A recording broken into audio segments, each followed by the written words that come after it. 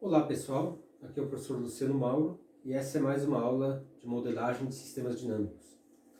Na aula de hoje a gente vai ver como encontrar a função de transferência de um circuito RC série. Tá?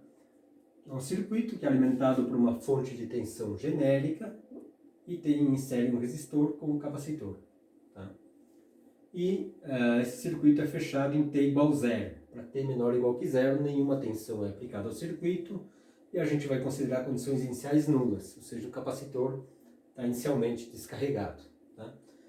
Para encontrar a função de transferência, a gente vai usar a definição de função de transferência, que é a relação entre a transformada de Laplace da saída dividido a transformada de Laplace da entrada. Tá? Então eu tenho que definir o que eu entendo por entrada e saída, primeira coisa. Tá? Como entrada, eu vou considerar a fonte de tensão que vai ser aplicada ao circuito. Tá? Então minha entrada vai ser o V de S. Por que o V de S? Porque é a transformada de Laplace do V de T. Tá? Como o V de T é genérico, a sua transformada de Laplace também é uma função genérica, tá? O V de S. Ok. Como saída, eu poderia considerar a tensão em bornes do capacitor, ou eu poderia também considerar a corrente elétrica no circuito. Nesse vídeo eu vou considerar a corrente como saída. Tá? No próximo vídeo, que vocês podem ver aqui embaixo, eu vou considerar como saída a tensão em bornes do capacitor. Tá? Então, agora eu vou considerar que a saída é a corrente que passa para o circuito, o IDS. Tá? Ok.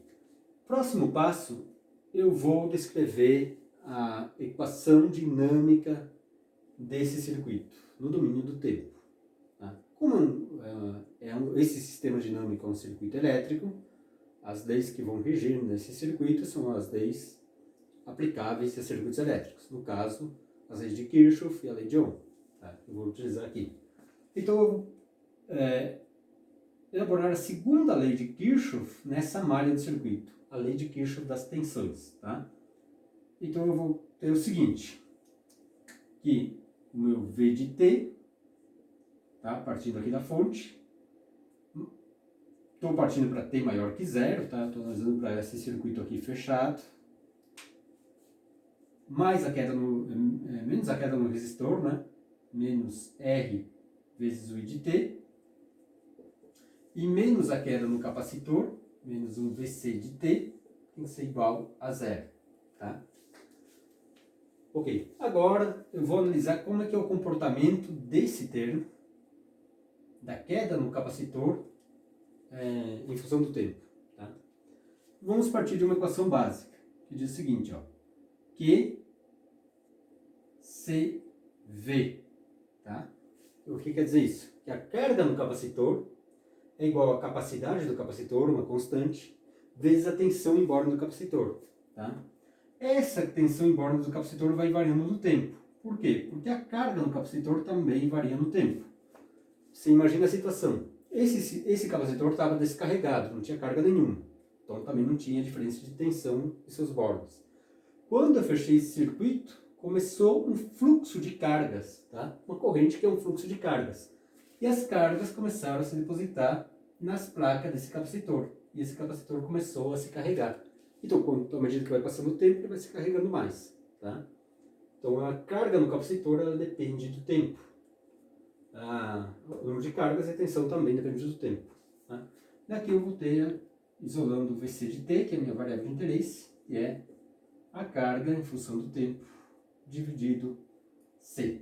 Só que eu ainda quero relacionar a carga com a corrente. Tá? A corrente a gente pensa no fluxo de cargas. Se eu ir somando todo esse fluxo, eu terei a carga em cada instante no capacitor. Tá? Então eu posso escrever o seguinte, que Q de T é um somatório de cargas. Tá? Então, para somar diferenciais, eu uso a integral. É a integral, né, da corrente em função do tempo. Tá? Então o símbolo da integral já indica somatório. Né? Ok.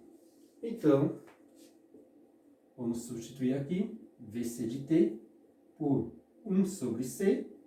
E em vez de Q de T, eu vou escrever isso aqui. A integral do I de T vezes o diferencial de T.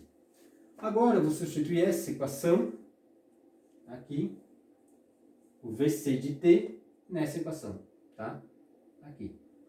E vou escrever de novo essa equação aqui. Então, vou ter V de T menos R vezes o I de T menos VC de T. Então, é menos 1 sobre C por a integral de I de T diferencial de T. Tá? Nesse instante, eu tenho a equação, uma equação diferencial, né? Ela tem integrais, que descreve a dinâmica do meu circuito, mas ela está descrita no domínio do tempo. E para encontrar a função de transferência, eu preciso trabalhar no domínio da frequência S. Então eu preciso da transformada de Laplace. Agora o que eu vou fazer é encontrar a transformada de Laplace dessa equação. Tá? E a transformada, como é uma soma de termos, uma subtração de termos, a transformada de Laplace é um operador linear. A transformada de uma soma é a soma das transformadas. Então eu vou ir transformando cada termo por separado. Tá? Começamos com o V de t. O V de t é uma função genérica. Eu falei que ele vai se mapear no V de S. Tá? Então, se a gente transformar, eu vou ter V de S menos R é uma constante, então ela sai da transformada, e o I de t é uma função, também genérica. Eu falei que vai ser no I de S. Tá? I de S. Menos uma constante, 1 sobre C, vezes a transformada da integral de I de t diferencial de t. Tá? E aqui vamos lembrar o seguinte, eu estou partindo de condições iniciais nulas. Tá? Esse interruptor estava aberto para t menor ou igual que zero e não tinha carga no capacitor. Estou assumindo isso, tá? No meu problema.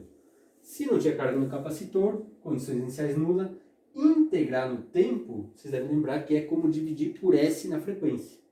Então a integral do I de t é o I de S dividido por S. Tá? Ok. Daqui eu posso isolar meu V de S. O V de S vai ser igual.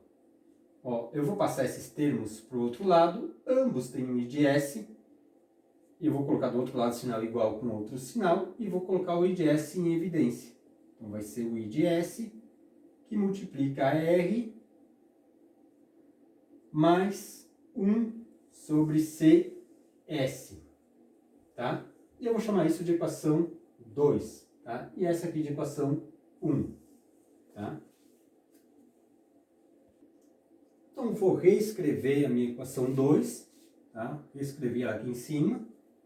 Tá? É a mesma que a gente tinha aí. E a equação 2. Então, o V de S é o I de S, que multiplica R mais 1 sobre CS. Tá? Agora, eu vou substituir essa equação 2 na equação 1. Tá? Que tem o V de S, que é a equação da função de transferência. Então, eu vou colocar aqui o meu G de S. Olhando para a equação 1, vai ser I de S dividido o V de S. Mas V de S é tudo isso, né? É I de S vezes R mais 1 sobre CS. Tá? Agora eu observo que eu tenho o I de S no numerador e no denominador. Então eu posso simplificar isso aqui. E tenho finalmente que a minha função de transferência G de S, em função dos parâmetros do circuito, será 1 sobre R mais 1 sobre CS. Tá?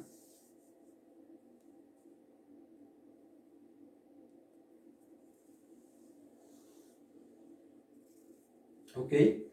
Pronto. Encontrei minha função de transferência, em função dos parâmetros do circuito RC, considerando como entrada a tensão e como saída a corrente no circuito.